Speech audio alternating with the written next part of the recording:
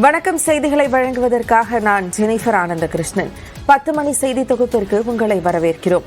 இன்றைய நாளின் முக்கிய நிகழ்வுகளை நேரலையில் வழங்குவதற்காக களத்திலிருந்து செய்தியாளர்கள் இணைந்துள்ளனர்.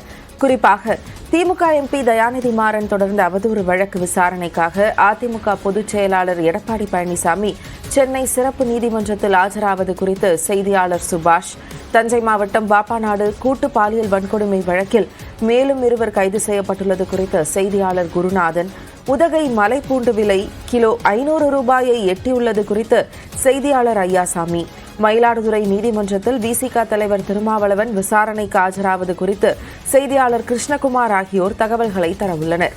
இவர்களுடன் பேசுவதற்கு முன்பாக இந்த நேரத்திற்கான தலைப்புச் செய்திகளை பார்க்கலாம். புதிய கல்விக் கொள்கையை ஏற்காததால் தமிழ்நாட்டில் பள்ளிக் கல்வித்துறைக்கான 573 கோடியை நிறுத்தி வைத்த மத்திய அரசு. 17,000 ஆசிரியர்களுக்கு ஊதியம் வழங்குவதில் சிக்கல்.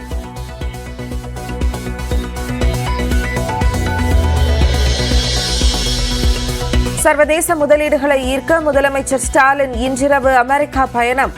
சான் பிரான்சிஸ்கோ, சிகாகோவில் முதலீட்டாளர்களை சந்திக்கிறார்.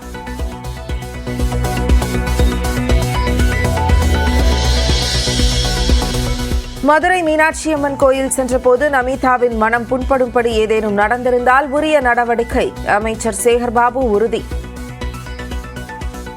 நிச்சயம் ஏதாவது அவர்கள் மனது புண்படும்படியோ அல்லது விரும்பத்தகாத அளவிற்கு சட்டத்திற்கு புறம்பாக ஏதாவது நடந்திருந்தாலோ அது குறித்து விசாரித்து நிச்சயமாக நடவடிக்கை எடுக்கப்படும்.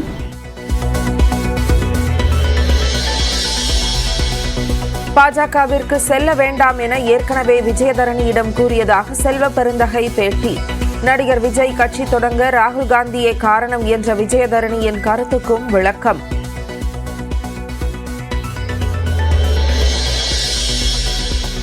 பெங்களூரு பரப்பன அக்ரஹார சிறையிலிருந்து பெல்லாரி சிறைக்கு நடிகர் தர்ஷன் மாற்றம். சொகுசு வசதிகள் செய்து கொடுத்த புகாரில் பரப்பன அக்ரஹார சிறை காவலர்கள் 9 பேர் இடைநீக்கம்.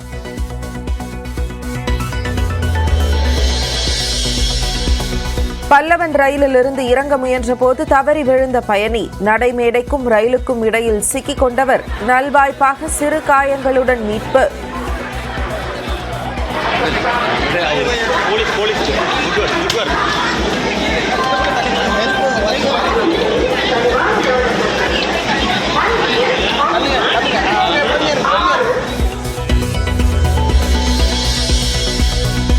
நடிகை கொடுத்த பாலியல் புகாரில் பிரபல மலையாள இயக்குனர் ரஞ்சித் மீது வழக்கு பதிவு.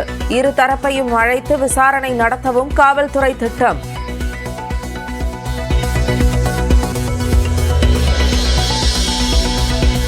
தஞ்சாவூர் மாவட்டம் பாப்பாநாடு கூட்டு பாலியல் வன்கொடுமை வழக்கில் சகோதரர்கள் 2 கைது. ஒருவர் சிறுவன் என்பதால் கூர்நோக்கு இல்லத்தில் அடைக்க திட்டம்.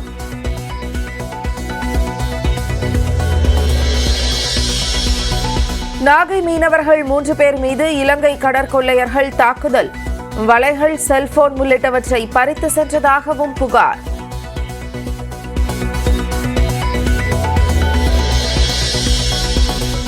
வேலை கேட்டு வந்த ஜார்க்கண்ட் மாநில இளைஞர்களை கடத்தி 2,20,000 ரூபாய் பறிப்பு.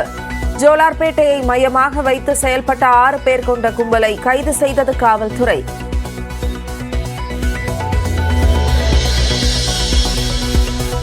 எல்லை தாண்டி மீன் பிடித்ததாக கூறி ராமேஸ்வரம் மீனவர்கள் 8 பேரை சிறைப்பிடித்த இலங்கை கடற்படை. ஒரு படகையும் பறிமுதல் செய்ததுடன் மன்னார் கடற்படை முகாமிற்கு அழைத்து சென்று விசாரணை.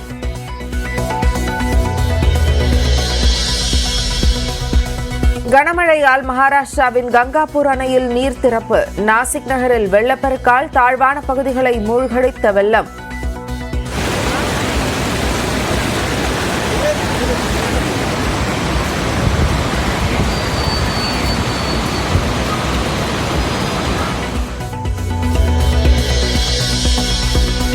மகாராஷ்டிராவில் நட்டும் போல்ட்டும் துருப்பிடித்ததால் 35 அடி உயர சிவாஜி சிலை விழுந்ததாக தகவல். ஒப்பந்ததாரர் மீது வழக்கு பதிவு. அமெரிக்க அதிபர் பைடனுடன் தொலைபேசியில் கலந்துரையாடிய பிரதமர் மோடி. யுக்ரைன் பயணம், வங்கதேச நிலவரம் தொடர்பாக இருவரும் ஆலோசனை.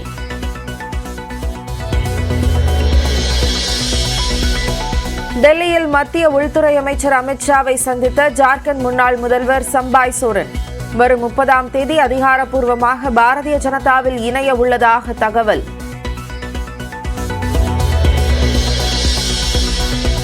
வேளாண் சட்டங்களுக்கு எதிரான விவசாயிகள் போராட்டம் பற்றிய கங்கனா ரணாவத் கருத்தால் மீண்டும் சர்ச்சை. பஞ்சாப் மாநில பாஜக தலைவர் ஹர்ஜித் கரேவால் கண்டனம். செப்டம்பர் 9ஆம் தேதி அறிமுகமாகிறது ஐபோன் 16.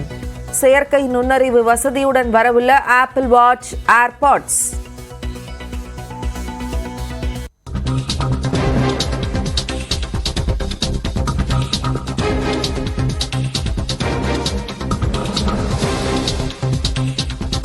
அண்மை செய்தி. நாகைப்பட்டினம் மீனவர்கள் 3 பேரின் மீது கடற்கொள்ளையர்கள் தாக்குதல் நடத்தியிருக்கிறார்கள். அண்மை செய்தியாக பார்த்துக் கொண்டிருக்கிறோம். கூடுதல் விவரங்களோடு செய்தியாளர் பாலமுத்துமணி நம்மோடு இணைப்பில் இருக்கிறார். பாலமுத்துமணி, இந்த தாக்குதலை குறித்த விவரங்கள்.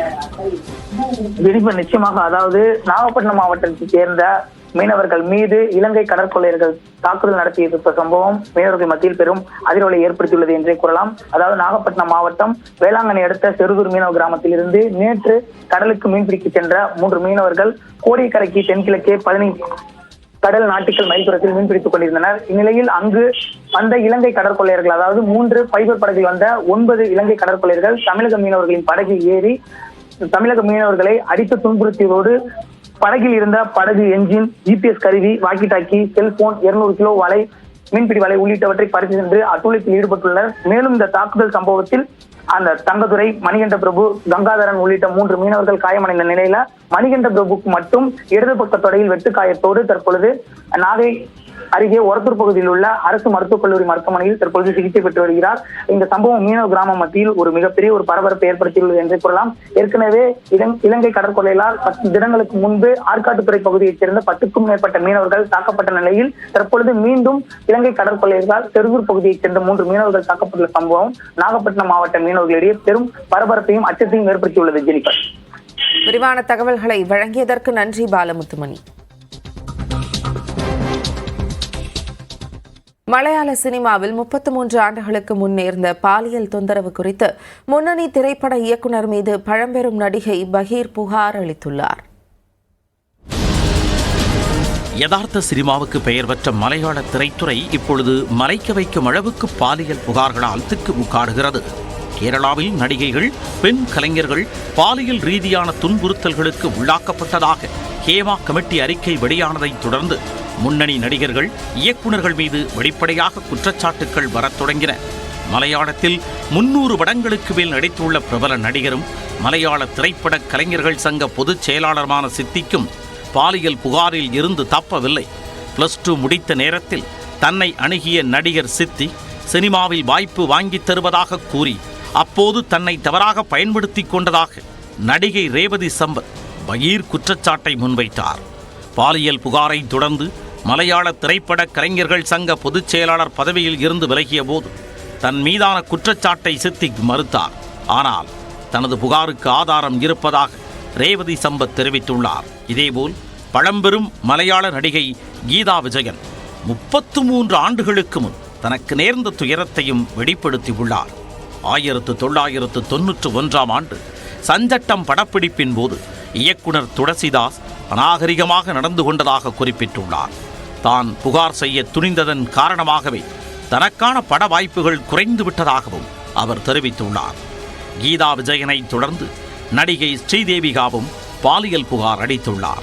2006ஆம் ஆண்டு படப்பிடிப்பின் போது பாலியல் தொல்லைக்கு உள்ளானதாக அவர் குறிப்பிட்டுள்ளார். இதேபோல் மலையாளத்தில் சிறந்த திரைப்படத்திற்கான தேசிய விருதை 2 முறை வென்ற பிரபல இயக்குனர் ரஞ்சித்தும் பாலியல் புகாரில் சிக்கியுள்ளார். இயக்குனர் ரஞ்சித் தனது கழுத்தருகே தோள்களை தொட்டு பேசியதாகவும் அவரிடமிருந்து இப்படிப்பட்ட நடத்தையை நான் எதிர்பார்க்கவில்லை என்று புகாரை தெரிவித்தவர் மேற்கு வங்க நடிகை ஸ்ரீலேகா. இந்த குற்றச்சாட்டு குறித்து கருத்து தெரிவித்த ரஞ்சித், இருவரும் ஒன்றாக சிகரெட் புகைத்தோம், அவ்வளவுதான் என தெரிவித்திருந்தார்.